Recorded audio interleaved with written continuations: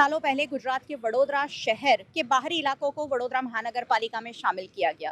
कुछ इलाके वीएमसी के पास है, कुछ बूढ़ा के पास है। कुछ इलाकों में अभी भी ड्रेनेज की सुचारू लाइन नहीं होने से स्थानीय लोगों को परेशानियों का सामना करना पड़ता है। ऐसे ही एक इलाके में खड़ी हूँ जो सेवासी खानपुर के बीच का इलाका इसे माना जा सकता है और यहाँ बरसाती कांस में ड्रेनेज का पानी छोड़कर उसे तालाब में मिक्स किया जा रहा है।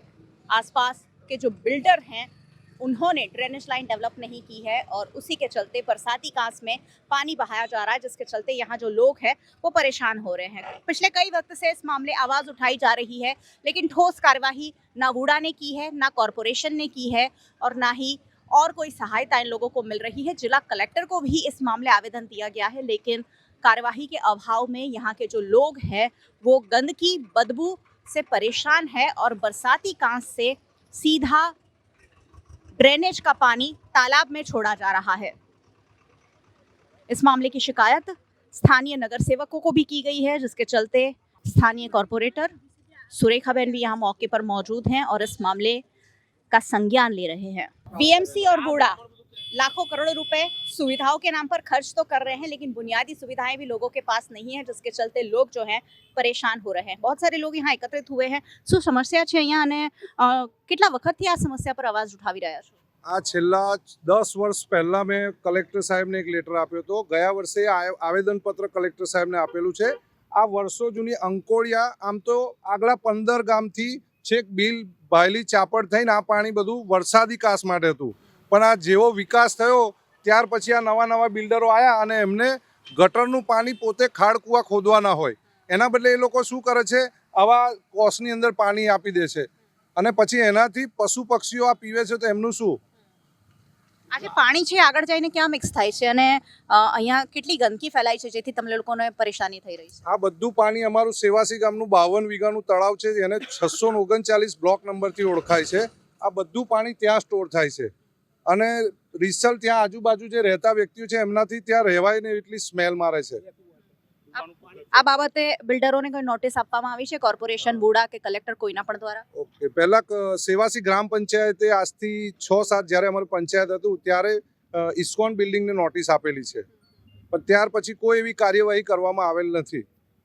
શું માંગણી છે કે કેવી રીતે આ સમસ્યા જે છે હલ થવી જોઈએ? આ જે ગટરનું પાણી છે તે બિલકુલ બંધ જ થવું જોઈએ। આ વરસાદી કાસ તરીકે જે ગાયકવાડનું શાસન છે ત્યાંથી વરસાદી કાસ છે, તો ત્યાંથી વરસાદી કાસ એટલે વરસાદનું પાણી આવે એવી અમારી માગણી છે ગ્રામજનોની। કઈ કઈ બિલ્ડિંગના બિલ્ડર છે જેમનું પાણી અહીંયા આવી રહ્યું છે? બિલ્ડરનું નામ તો નહીં ખબર, પણ સપોઝ આ પાછળ શેરવુડ છે, ઇસ્કોન છે, એમના ટ્વિન ટાવર છે, બધાએ વરસાદી કાસમાં ખુલ્લા પાણી છોડી દીધા છે। એની જોડે અમારી જો પ્રૂફ પણ છે, વિડીયો પણ છે, બધું જ છે। સ્થાનિય કોર્પોરેટરને પણ તમે આ વિશે જાણ કરી છે, એમનું શું કહેવું છે? હા, એમને પણ જાણ કરેલી છે, એમનો સાથ સહકારે છે। અમે ઘણીવાર પારા પણ માર્યા છે, તો એ પારા રાત્રે આવીને બિલ્ડરનું કામ ચાલતું હોય તો પારા તોડી કાઢે છે અને પાણી એઝ ઇટ ઇઝ થઈ જાય છે। કોર્પોરેટર પણ આવે છે, વુડાવાળા ઓફિસરોને કહ્યું એ પણ સહકાર આપે છે, પણ છતાં પણ આ બિલ્ડરો કોઈને ગાંઠતા નથી। યોગ્ય કાર્યવાહી કરી એવી અમારી ગ્રામજનોની માગણી છે। અને અમારા તળાવ જે સેવાસી તળાવ છે ત્યાં અમારું વર્ષોથી પીવાનું પાણીનો ત્યાં કૂવો આવેલો છે, જેના નજીક જ આ ગટરનું બધું પાણી આવે છે। તો 2 કૂવા છે, 2 કૂવા પ્રદૂષિત થાય એવી સ્થિતિ છે અત્યારે। તો स्थानीय कॉर्पोरेटर यहाँ के जो हैं श्रीरंग आयरे, नरसिंहभाई चौहान, सुरेखाबेन पटेल, ये पिछले कई वक्त से इस मामले का संज्ञान ले रहे हैं। सुरेखाबेन फिलहाल मौके पर भी है। सुरेखाबेन, आ શું સમસ્યા છે અને એનો હલ કેમ નથી નીકળી રહ્યો? ખાસ કરીને સેવાસી ગામનું જે તળાવ છે ત્યાં ધાર્મિક પ્રોગ્રામો ઘણા બધા થાય છે, ઘણા બધા લગ્નો પણ થાય છે।